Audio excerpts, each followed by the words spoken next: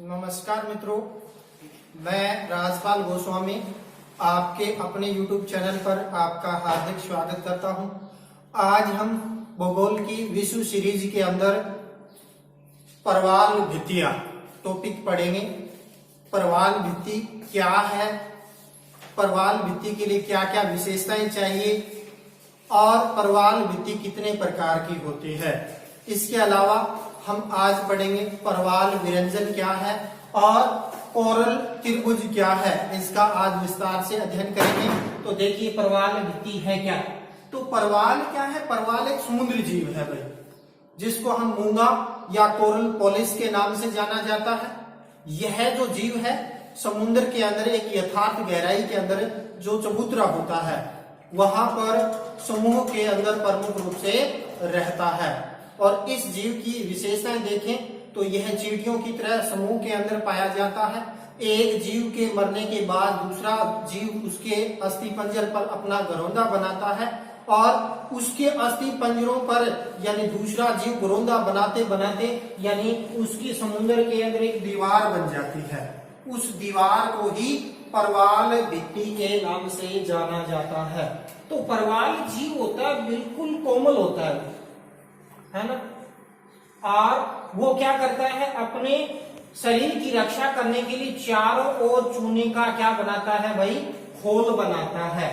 और एक जीव दूसरे जीव के साथ समूह में रहता हुआ उसके अस्थि पंजर पर दूसरा जो जीव है अपना घरौंदा बना लेता है। तो इस प्रकार समुद्र के अंदर परवाल जीवों के अस्थि पंजर से जो दीवार बनती है उसको क्या कहते हैं, परवाल भित्ति के नाम से जाना जाता है। जो ये परवाल भित्ति है वो प्रत्येक समुद्र में प्रत्येक जगह पर नहीं पाई जाती। इसके लिए कुछ आवश्यक भौगोलिक दशाएं होती है। उन दशाओं का हम क्या है विस्तार से अध्ययन है वो करेंगे, जिसके अंदर देखते हैं। तो नंबर 1 तो आ जाती है कि ये समुद्र में मिलता है। दूसरी यदि हम बात करते हैं गहराई की, तो समुद्र के अंदर 200 से 250 फीट या यूं कहें 60 से 77 फैदम की गहराई पर है यानी परवाल जीव अपना यानी पाया जाता है। दूसरा यदि हम बात करते हैं लवणता की, तो सागरीय लवणता की औसत पाई जाती 35 प्रति हजार, यानी 1 किलोग्राम जल के अंदर 35 ग्राम लवणता पाई जाती है। और परवाल जीव के लिए न तो अधिक लवणता और न ही कम लवणता, तो इसके लिए औसत लवणता चाहिए कितने, 27 प्रति हजार से 30 प्रति हजार। देखिए प्रति हजार का प्रतिशत के नीचे एक बिंदु और लगाने पर यह प्रति हजार हो जाता है। अर्थात 1 किलोग्राम जल के अंदर यानी 35 ग्राम लवणता पाई जाती है उस समुद्र के अंदर एवरेज। और इसके अंदर देखते हैं तो इसके अंदर यानी परवाल जीव के लिए लवणता चाहिए 27 से 30 प्रति हजार। इसके बाद हम बात करते हैं तापमान की। तो समुद्र का जो एवरेज तापमान है, समुद्र का औसत जो तापमान की यदि हम बात करते हैं तो पाया जाता है 17.2 डिग्री सेल्सियस। ये एवरेज है। यदि इससे अधिक तापमान मिलेगा तो उच्च तापमान की आवश्यकता है, कम मिलेगा तो यानी कम। तो यानी इसके लिए परवाल जीव के लिए तापमान की यदि हम बात करते हैं तो 20 डिग्री से 21 डिग्री सेंटीग्रेड, 20 से। तो इससे तात्पर्य क्या है, लवणता क्या चाहिए, अधिक चाहिए। उच्च लवणता परवाल जीव के लिए प्रमुख रूप से चाहिए। इसके बाद यदि हम बात करें अंतर सागरीय चबूतरा, यानी परवाल जीव कोमल होता है, इसका घरौंदा बनाता है, तो एक यथार्थ गहराई पर एक आदर्श चबूतरा होना चाहिए। आदर्श चबूतरे से तात्पर्य क्या होगा कि समुद्र के अंदर एक संपाटी चबूतरा होना चाहिए और जिसके ऊपर क्या करता है परवाल जीव अपना विकास प्रारंभ कर देता है, अपनी बस्तियां बसाना प्रारंभ कर देता है। और इस प्रकार क्या है यानी, और इसकी गहराई कितनी होनी चाहिए भाई, 50 फैदम। यानी जो आदर्श चबूतरा है इसकी गहराई होनी चाहिए 50 फैदम अर्थात 300 फीट तक। इतनी ज्यादा गहराई या इससे कम या अधिक गहराई पर परवाल क्यों नहीं विकसित हो सकता? इसके 2-3 रीजन है। इसके अंदर देखते हैं तो एक तो क्या होता है, परवाल जीव के लिए प्रमुख रूप से चाहिए सूर्य का प्रकाश। तो 300 फीट की गहराई पर परवाल के लिए यानी सूर्य का प्रकाश मिल पाता है। दूसरा यदि हम बात करते हैं, परवाल जीव खाता है क्या, यानी शैवाल और काई, और ये इतनी गहराई तक ही पर्याप्त मात्रा में मिलते हैं। तीसरा यदि हम देखें तो इतनी ही गहराई पर क्या मिलता है, यानी ऑक्सीजन भी जल में पर्याप्त मात्रा में होती है। और इसके कारण क्या है, यानी ये परवाल जीव के लिए 50 फीट की गहराई उपयुक्त है, वो प्रमुख रूप से रहती है। फिर बात करते हैं सागरीय धाराएं।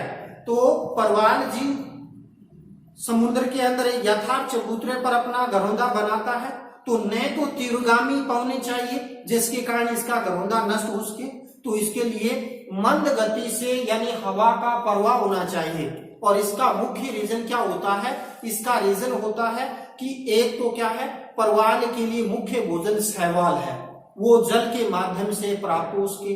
दूसरा यदि हम देखते हैं तो इस परवाल जीव के लिए चूना जो इसके चारों खोल बनाता है, वो चूना भी जल के साथ प्रवाह होकर प्रमुख रूप से आना चाहिए। तो धाराएं भी इस परवाल जीव के लिए यानी आवश्यकता होती है। इसके बाद बात करते हैं इसके अंदर यानी सागरीय जल न तो पूर्णतः स्वच्छ होना चाहिए यानी, और न ही पूर्णतः ज्यादा इसमें अवसाद मात्रा होनी चाहिए। क्यों? क्योंकि इसका रीजन होता है, यदि अवसाद नहीं होगा, चूना नहीं होगा, तो ये अपना यानी आवरण कैसे बनाएगा अपने चारों, अपनी सुरक्षा कैसे करेगा। और यदि पूर्णतः ज्यादा मटमैला जल होगा, ज्यादा अवसाद होगा, जैसे नदियों के किनारे अवसाद ज्यादा आती है, तो वहां परवाल जीव विकसित नहीं हो पाता, क्योंकि परवाल का मुख होता है छोटा और उसमें अचानक अवसाद जमा होने के कारण परवाल जीव है वो मर जाता है।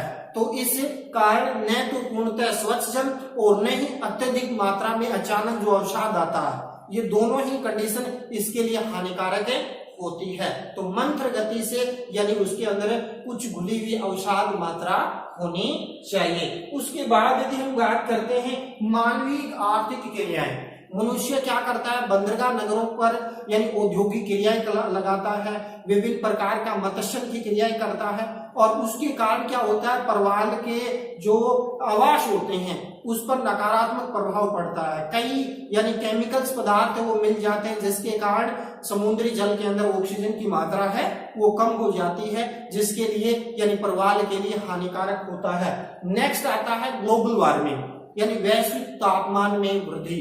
तो वैश्विक तापमान में वृद्धि के कारण क्या होता है कि परवाल जीव का जो मुख्य भोजन शैवाल होता है, और शैवाल प्रकाश संश्लेषण क्रिया द्वारा भोजन बनाता है, तो वो परवाल का जो शैवाल होता है वो सफेद रंग में परिवर्तित हो जाता है, जिसके कारण धीरे धीरे परवाल का मुख्य भोजन शैवाल कम हो जाता है। और कम हो जाने के कारण फिर क्या होता है कि धीरे धीरे परवालों पर विपरीत प्रभाव पड़ता है। उदाहरण के तौर पर मैं बताऊं, 1998 के अंदर हिंद महासागर के तापमान में अचानक तापमान के अंदर क्या हो गई थी, वृद्धि हो गई थी, जिसके कारण हिंद महासागर के 70% परवाल जीव है वो मारे गए थे।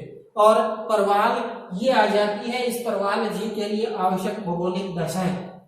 तो इस प्रकार यदि हम देखते हैं, परवाल जीव विश्व के उष्णकटिबंधीय क्षेत्रों में मिलते हैं, 25 डिग्री से लेकर 25 डिग्री दक्षिण या यूं कहें 30 से 30 दक्षिणी अक्षांशों के मध्य वाला क्षेत्र उष्णकटिबंधीय क्षेत्र होता है। यहाँ पर परवाल जीव प्रमुख रूप से विकसित हैं वो होते हैं। और इसके बाद हम देखेंगे नेक्स्ट, परवाल भित्ति कितने प्रकार की होती है। तो परवाल भित्ति मित्रों 2 वर्गों में इसका वर्गीकृत करते हैं। एक तो करते हैं हम स्थिति कौन सी, अक्षांशीय स्थिति। अक्षांशीय स्थिति के आधार पर यदि हम परवाल भित्तियों का वर्गीकरण करना चाहें तो 2 कैटेगरी में बांट सकते हैं। नंबर 1 तो यानी 25 डिग्री से 25 डिग्री दक्षिण के मध्य वाला क्षेत्र कहलाता है उष्णकटिबंधीय क्षेत्र, तो इसको कहा जाता है उष्णकटिबंधीय परवाल भित्ति।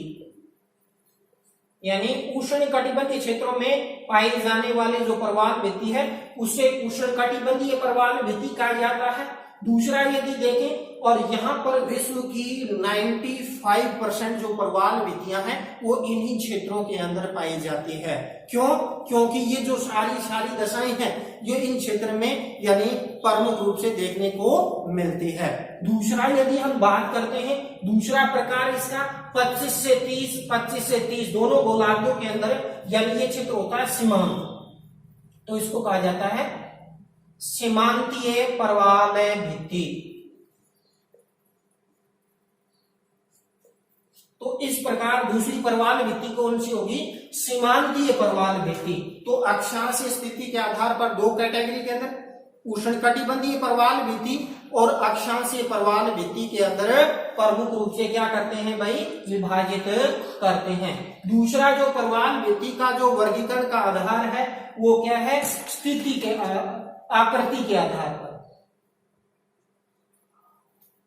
आकृति के आधार पर। तो आकृति के आधार पर यदि हम देखें तो परवाल भित्ति को 3 कैटेगरी के अंदर बांटते हैं। यानी तट के समीप जो परवाल भित्ति विकसित होगी उसको तटीय परवाल भित्ति के नाम से जाना जाता है, और तट से जो दूर हटके जो अवरोध के रूप में विकसित होगी उसको अवरोधक परवाल भित्ति के नाम से जाना जाता है। तीसरी देखते हैं तो आ जाती है आपकी कौन सी भाई? अटोल, या इसको कहते हैं मुद्रिका, या इसको कहते हैं वलयाकार।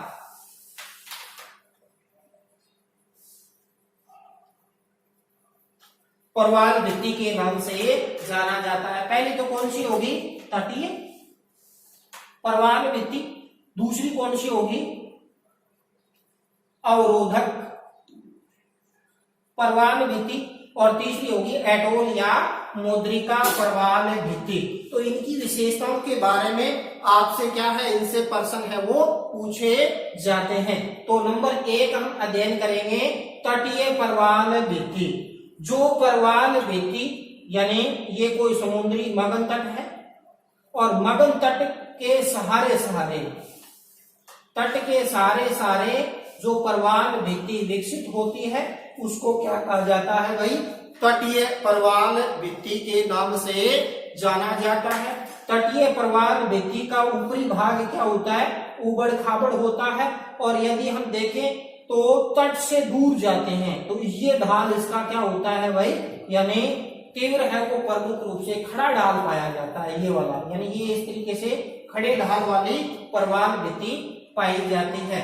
और यदि हम बात करते हैं यानी आपका ये या तो द्वीप के सहारे या किसी तटीय क्षेत्र के सहारे ये परवाल भित्ति पाई जाती है। कई बार क्या होता है, तट पर अनुकूल दशा न होने के कारण यानी तट से थोड़ा हटके बन जाती है, तो कई बार यहाँ यानी क्या बन जाती है? एक लैगून का निर्माण हो जाता है।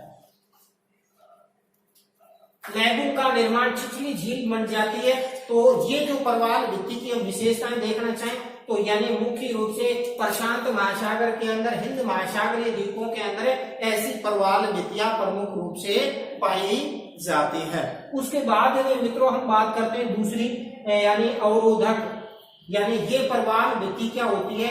समुद्र और उसके तट के सारे अनुकूल दशाएं नहीं होने के कारण यानी तट से हटकर जो परवाल भित्ति विकसित होती है उसको हमें किस नाम से यानी अवरोधक परवाल भित्ति के नाम से जाना जाता है। और ये अवरोधक परवाल भित्ति होती है यानी ये तट है, तट के सहारे यानी थोड़ा हटके अनुकूल दशाएं जहां मिलेंगे ये परवाल भित्ति वहां पर विकसित होना प्रारंभ हो जाती है। तो इसका ये वाला ढाल है वो तीव्र होता है और यहाँ पर एक छोटी क्या बन जाती है? झील का निर्माण है इसके अंदर होता है। और कई बार क्या होता है यानी इसके अंदर यानी बीच बीच में से ये सतत न होकर टूटी हुई होती है और उसके कारण यानी छोटे छोटे ज्वारीय प्रवेश मार्ग है इसके अंदर बन जाते हैं। तो इस प्रकार ज्वारीय प्रवेश मार्ग के नाम से जाना जाता है। और इस प्रवाल भित्ति की यदि हम बात करते हैं तो ये तीनों प्रकार की प्रवाल भित्तियों में लंबी, चौड़ी और विस्तृत होती है। और इस भित्ति की बात करते हैं तो एक प्रश्न पूछा जाता है ग्रेट बैरियर रीफ जो ऑस्ट्रेलिया महाद्वीप है, उस ऑस्ट्रेलिया महाद्वीप के पूर्वी तट के सारे 1900 किलोमीटर की लंबाई के अंदर 160 किलोमीटर की चौड़ाई के अंदर जो प्रवाल भित्ति पाई जाती है उसको ग्रेट बैरियर रीफ के नाम से जाना जाता है। तो ये मुख्य रूप से हिंद महासागर, प्रशांत महासागर के द्वीपीय क्षेत्रों के अंदर प्रमुख रूप से पाई जाती है। फूरा भुट्टी भी मुख्य रूप से क्या है, यानी एटोल का आगे हम जिक्र करेंगे, उसका अध्ययन करेंगे। तो ये आ जाती है कौन सी, अवरोधक प्रवाल भित्ति। इसके बाद थर्ड मित्रों हम अध्ययन करेंगे कौन सी, वलयाकार या एटोल।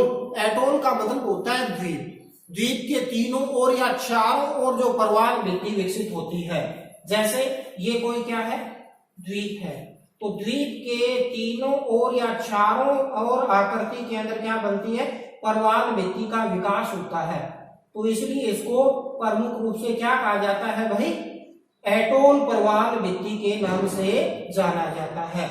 और चूंकि इसकी जो आकृति होती है वो होती है मुद्रिका, यानी अंगूठी के आकार की प्रवाल भित्ति विकसित होती है, इसलिए इसको मुद्रिका के आकार की या अंगूठी के आकार की प्रवाल भित्ति के नाम से जाना जाता है। और वलयाकार का मतलब होता है चारों घेरदार।